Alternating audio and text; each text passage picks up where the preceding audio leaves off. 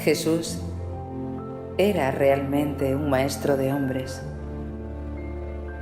Ejercía una gran influencia sobre sus semejantes a causa de la fuerza y el encanto combinados de su personalidad. Su vida ruda, nómada y sin hogar producía una sutil influencia dominante.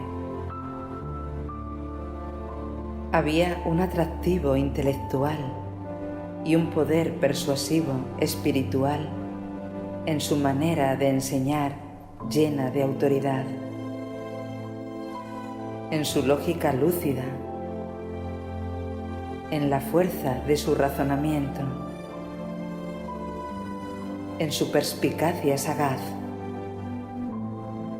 en su viveza mental, en su serenidad incomparable y en su sublime tolerancia. Era sencillo, varonil, honrado e intrépido. Junto a toda esta influencia física e intelectual que manifestaba la presencia del Maestro, también se encontraban todos los encantos espirituales del ser que se habían asociado con su personalidad: la paciencia, la ternura, la mansedumbre, la dulzura y la humildad. Jesús de Nazaret era en verdad una personalidad fuerte y enérgica. Era una potencia intelectual y una fortaleza espiritual. Su personalidad no atraía solo entre sus discípulos a las mujeres propensas a la espiritualidad, sino también al culto e intelectual Nicodemo y al endurecido soldado romano, el capitán que estaba de guardia en la cruz y que después de ver morir al Maestro dijo: en verdad, era un hijo de Dios.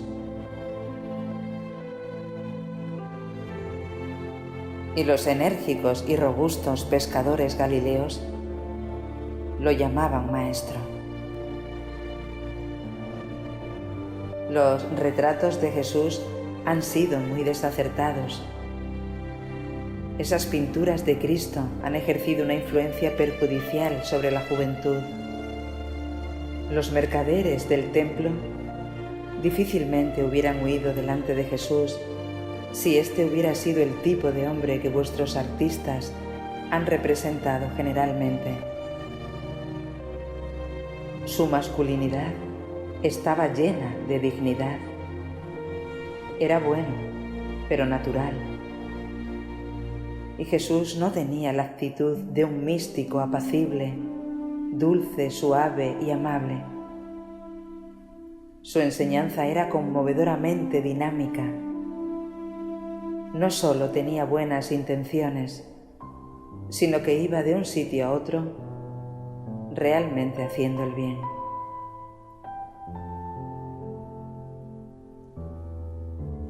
El Maestro nunca dijo: venid a mí todos los que sois indolentes y todos los soñadores.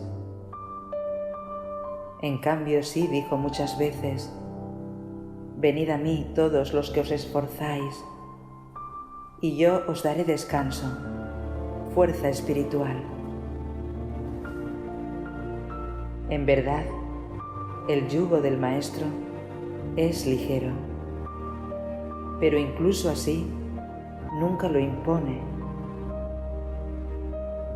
y cada persona debe de escoger ese yugo por su propia voluntad.